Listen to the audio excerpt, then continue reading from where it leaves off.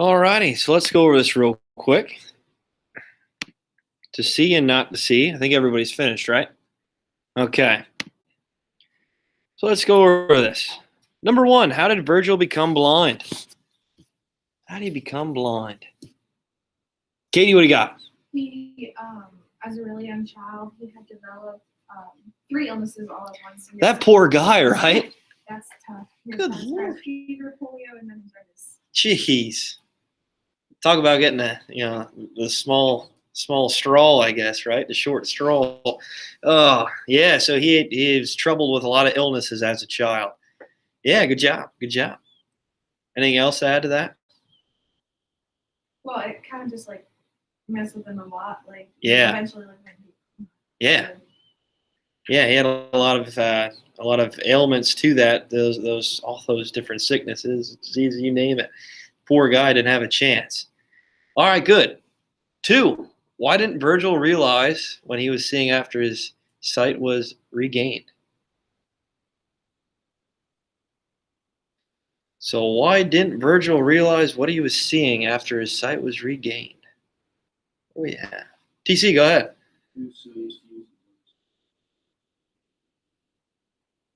Yeah. Oh. Awesome, good job. So he was really dependent on his other senses, right? So that's a good explanation too. Also with perception, right? When he was trying to perceive what he was seeing and visualizing, this was all new to him, right? This was all new to him. I mean, maybe when he was very, very young, he had some sort of recollection or memories or experience of what he visualized and saw. But for such a long period of time, he didn't see anything. And his brain really couldn't understand and perceive what he was visualizing. And that's a shock, right? Okay, for the first time ever, well, not ever, but for a long, long period of time, he's finally visualizing something. He's finally visualizing, different, I guess you could say, stimulus, right? So he's looking at all these things, and oh my gosh, it's such a shock to him, especially with the developed brain that he has when he first sees these new visualizations. It's a huge shock to him. It's to the point where it's just I guess scary in a way, right? It's like, oh my gosh, his whole life he hasn't seen anything and hasn't experienced anything, hasn't had any type of memories or experience that he could relate of what he was perceiving. And I think that's pretty scary. What do you think, Zerby? Yeah, that would be terrifying. I think so too. It's like, oh my, what is this world I live in a way, right? It's almost like he was taken out of it for a long period of time. Then, oh, hey, you got your sight back. What do you think? It's just a shock, right? What do you think, Katie? Yeah, like he was basically seeing through the eyes of a toddler or a baby that was just born. Yeah. Like, he knew what those things were when he couldn't see. So, like, he could touch a chair and be like, oh, a chair. Yeah. But, like, with your eyes open, it's like, that's a chair. Yeah. Like, really?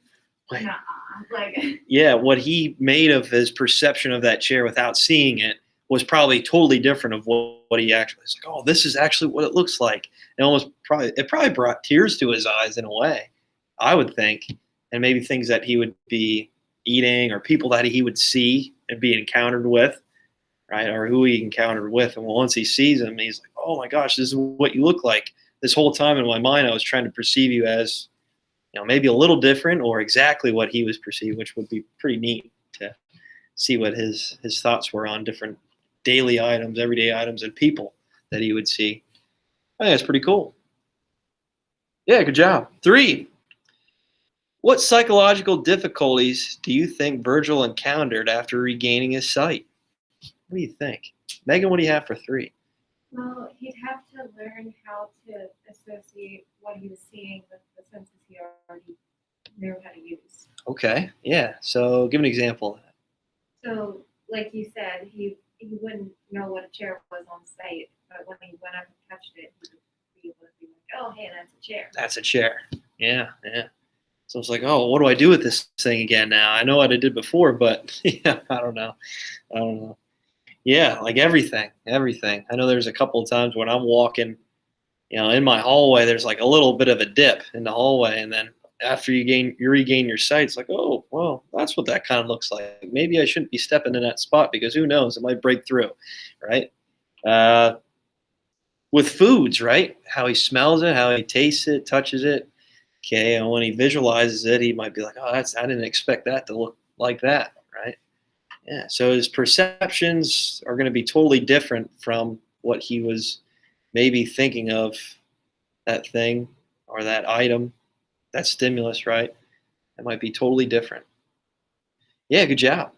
I'm also thinking about the technology too that he was experienced his whole life, and then what? 45 years later, all of a sudden he can see, and then he can visualize like a computer. He can use a computer because let's face it, before maybe he could have like with the keyboard being in braille, maybe I don't know, but when he sees a computer and see what it all does and the new technology around him, that's probably a huge shock to him, right? I would think. Go ahead. They actually like I don't know what it was, but like I know now for a fact that most blind people can Yeah. perfectly have a smartphone because there's as long as like when it's first getting set up, whoever is setting it up for them, there's a setting that they can put on that it'll read everything. Really? So they can use a smartphone just as we would because everything that's on the page is getting read to them. So they can go through Instagram and Twitter Yeah. and click on something, just like scroll through and it'll read to them. So Wow. they can know what's happening. Huh. Can you imagine if a pop-up comes up and they're on the wrong website around a group of people? Hey, you are on a website of, turn it off. That'd be funny. Yeah, I think that would be a huge shock for him. I mean, let's say in the 50s this happened. I think he was born around World War II. So let's say the 50s was his last sight, okay, his last memory of perception, right, of perceiving an item. He's probably went down the street and saw the town, the community, and then he saw these cars. Okay, and then all of a sudden, 45 years later, it's like, whoa, this is a total change, right? I think that would be a shock to anybody. It's like how the town would maybe change over time, how the cars look, and how life is totally different. How it's totally different. I know when I'm watching old movies, I'm like, oh wow, look at that. And pictures of old time when my grandmother would show me pictures of kind of the town that I grew up in, how that changed from at that time and in his life. I mean, it's what he experienced. It's like, wow, I would have never expected it or something like that, right? Zerby? So wouldn't that be like Captain America being frozen? Yes. Like, that's how it would be, like, because you're frozen in time. basically, Yeah. And then you would wake up and you're just seeing these new things. That's a good example. Yeah. Yeah. They tried to hide it from him at first. Let's go. He's like, I was at this game. This can't be true. Yeah. That's funny. Yeah. Yeah. Good job. I like that example. All right. 4. What strategies would you use to teach concepts relating to sight to someone who is blind? For example, how would you explain a rainbow to a blind person? How would you explain these things to a blind person? Sarah, what do you got for 4? I would show them with my finger what the colors are, but how colors red, what belongs orange, Ah. and like with other objects, I would point out what he's seen and label the objects so he knows what it is. Okay, there you go. There you go. So you'd almost like point through them. It's like, oh yeah, this is a rainbow that we're. I guess I don't know how you'd look at it, but the top color would be red. Orange, yellow, green, blue. So yeah, good. What about you, Gracie? What do you have for 4? Would probably just think of like each of the different concepts of like light and shadows, color and size to make it as possible. Okay. Yeah, good. So then he can maybe make some connections to it when he visualizes it. Maybe when he would be able to see it, or like with a blind person, like you said, I think that'd be really tough to do. That's a hard job. It's like, how would you try to connect something that you're visualizing to someone that can't see? But yeah. So maybe finding connections between things, maybe looking at ways we can set up a strategy to try to correlate color with, I don't even know, some sort of concepts for him to understand. Katie? I said about like most people that are blind don't just see black. Yeah. Like they can usually see like some form of like shadow and light. Yeah. So when you explain something, you can be like, okay, so that's like bright. Mm-hmm. and then like this one is dark. Like that's how you'd be able to like, just say white and black. So Yeah. you can describe white as that's a bright color. Mm-hmm. And black is dark. And then if you're doing like red and blue, you could describe it as, well, red, that's a warm tone. There you Like, go. You can associate that with like heat, Hot. hot. Yes. And then a blue would be, we'll associate that with cold.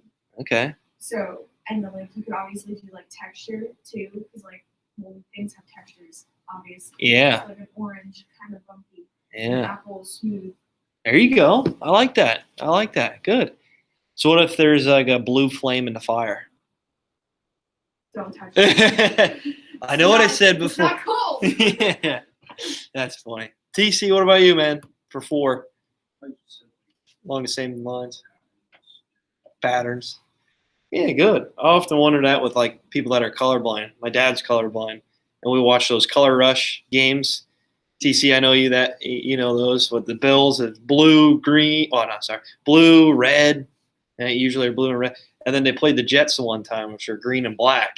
And my dad's like, I can't really see because the only time I know is just the logos. But when they're all piled together, it just looks like a big gray brown blob.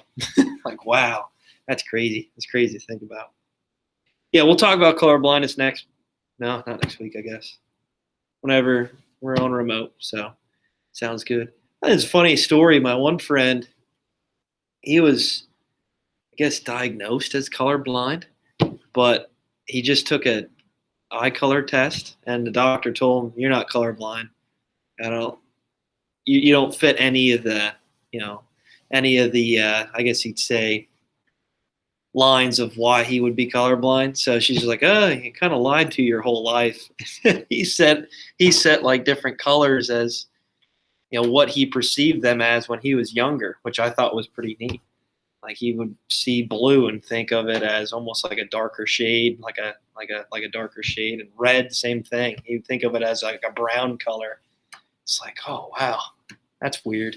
That's probably a shock to him. It's like I was lied to my whole life. That's crazy. The one time we did, my aunt, we did like acting